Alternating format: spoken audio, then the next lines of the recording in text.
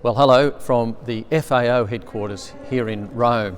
As you know, I'm on a trip to Europe, to Rome and to Edinburgh and to London, where I've been talking to policymakers about the need to grow our sustainable forest industries globally, and of course that has implications of growing them in Australia as well. Now, I need to hasten to add that the first thing we're all talking about when I have these high-level meetings with ministers and others is the tragedy in Ukraine, and our hearts always go out to them and we pause and reflect on that. But of course, these issues of climate change and sustainable use of the world's resources have to go forward, and indeed there'll be another conference of the parties, a climate change meeting at the end of the year that we have to prepare for.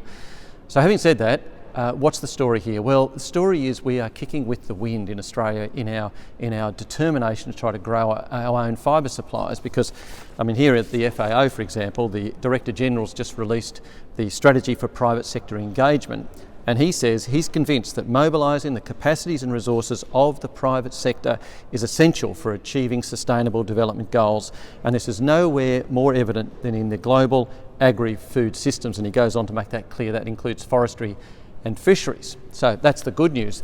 The more difficult situation is what I confront almost daily on the BBC, for example, and in other news outlets in this part of the world, which saying things like climate change, planting new forests can do more harm than good.